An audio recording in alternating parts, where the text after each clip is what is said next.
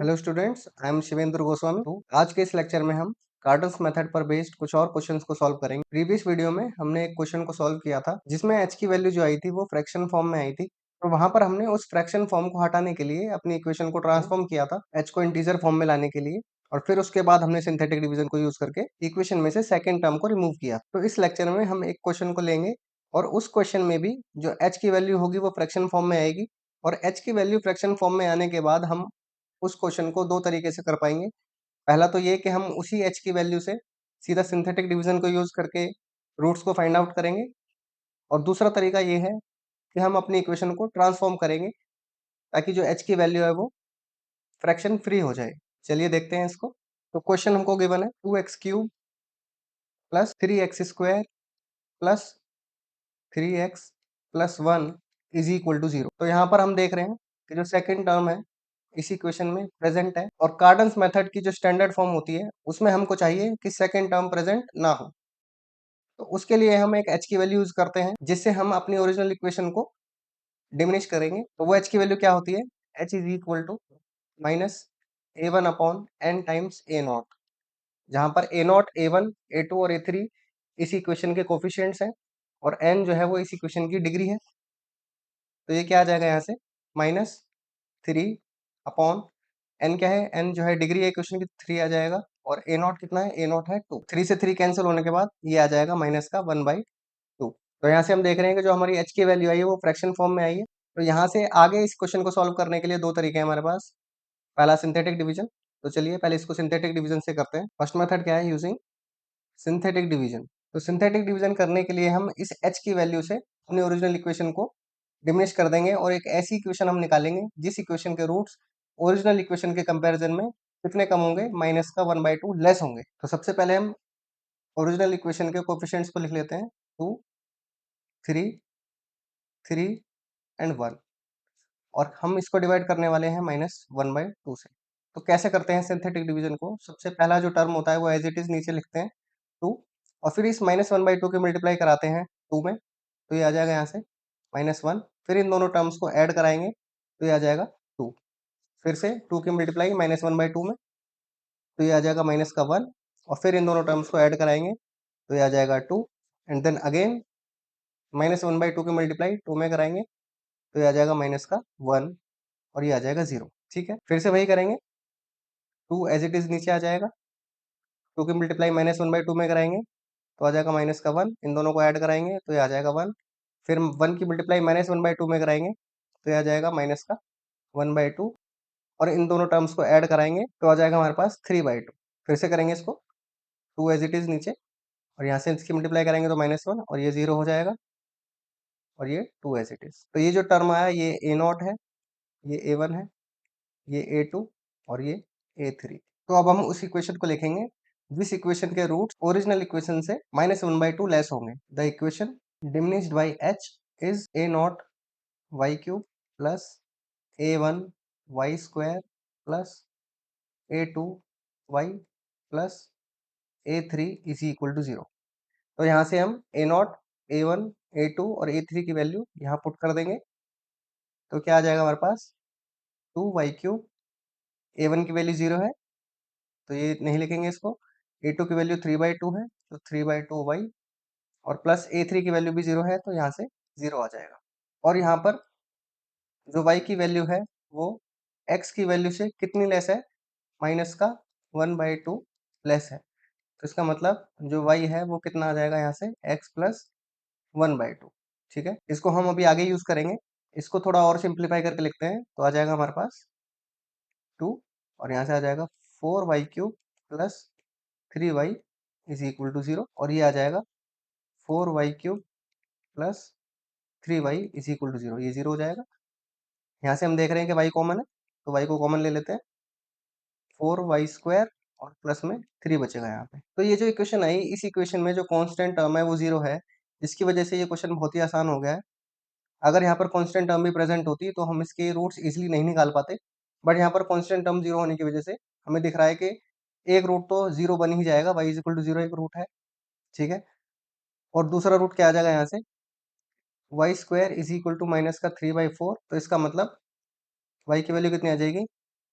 Plus minus √3 iota by 2। तो ये जो इक्वेशन बनाई थी हमने ओरिजिनल इक्वेशन से -1/2 लेस करके उस इक्वेशन के रूट्स हमने निकाल लिए हैं। एक आया है 0, एक आया है माइनस प्लस √3 आयोटा बाई 2, और इस रिलेशन को यूज करके हम x की वैल्यूज भी फाइंड आउट कर लेंगे। तो यहाँ से जो तीनों रूट्स आए हैं उनको लिख लेते हैं। y1 इज इक्वल टू 0 आया है, y2 हमारे पास √3 आयोटा अपॉन 2 आ गया है, और y3 की वैल्यू क्या आ गई है, माइनस का √3 आयोटा अपॉन 2। और हमें पता है कि y क्या है, y is equal to x plus one upon पहला तो वही सिंथेटिक डिवीजन को सीधा x की वैल्यूज को भी फाइंड आउट कर लेंगे। और दूसरा तरीका है कि हम उसी इक्वेशन को x क्या हो जाएगा, ट्रांसफॉर्म कर लें y माइनस, ताकि जो h की वैल्यू है वो फ्रैक्शन से फ्री हो जाए, रूट ऑफ, और फिर उसके बाद हम उसके रूट्स इजीली क्या बन जाएंगे, x1 is equal to, I hope आपको ये लेक्चर माइनस 1/2।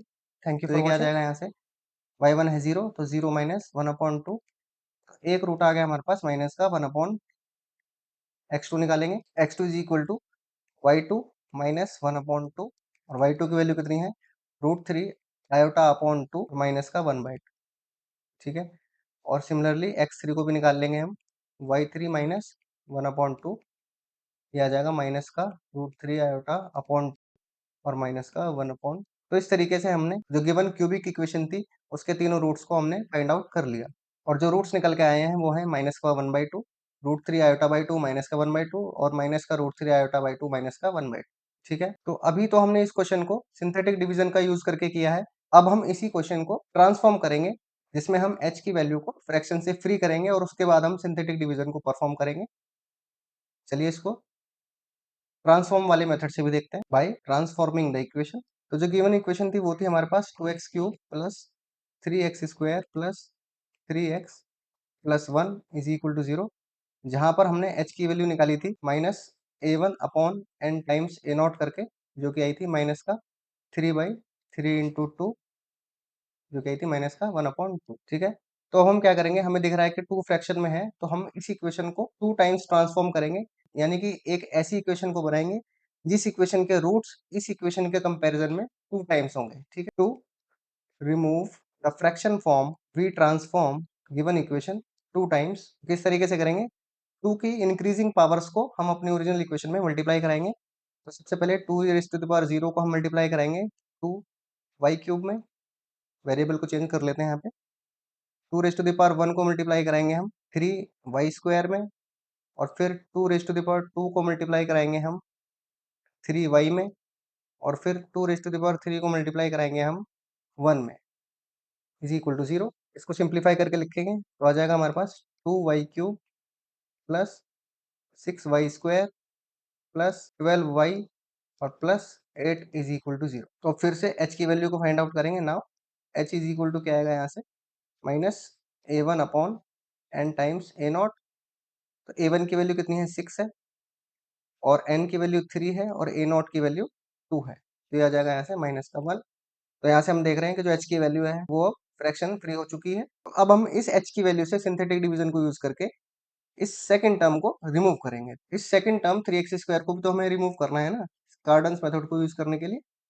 तो इसलिए हम इस h की वैल्यू -1 से अपनी इक्वेशन को डिवाइड करेंगे यूजिंग सिंथेटिक डिवीजन। तो अब इस इक्वेशन के कोफिशिएंट्स को हम लिख लेंगे 2, 6, 12 एंड 8। हमको किससे डिवाइड करना है इसको, -1 से।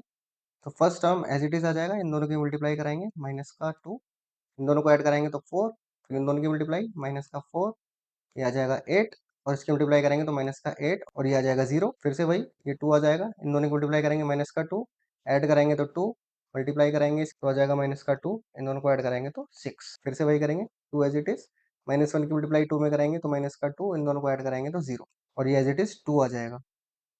अब इन टर्म्स को हम बोलते हैं a0, ये a1 है हमारे पास, ये a2 और ये a3।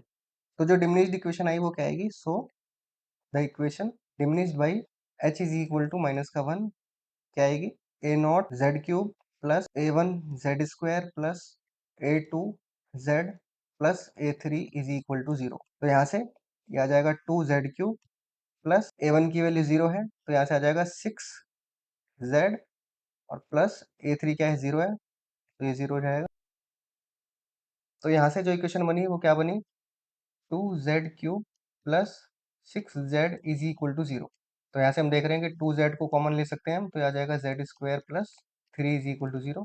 तो यहाँ से भी हमें दिख रहा है कि एक तो रूट आ गया z इज इक्वल टू 0 और दूसरा रूट क्या आएगा z is equal to plus minus root 3 iota. तो यहाँ से देखिए अब सबसे पहले हमने इस इक्वेशन को क्या किया, 2 टाइम्स ट्रांसफॉर्म किया। तो इसका मतलब जो y इक्वेशन आई उस इक्वेशन के जो रूट्स होंगे वो क्या होंगे, 2 टाइम्स x होंगे। और उसके बाद हमने इस इक्वेशन को डिमिनिश किया by h is equal to minus का 1। तो इसका मतलब जो ये इक्वेशन आई है 2z cube plus 6z plus 1, तो यहाँ से z की जो वैल्यू होगी वो y से कितना कम होगी, माइनस का 1 कम होगी।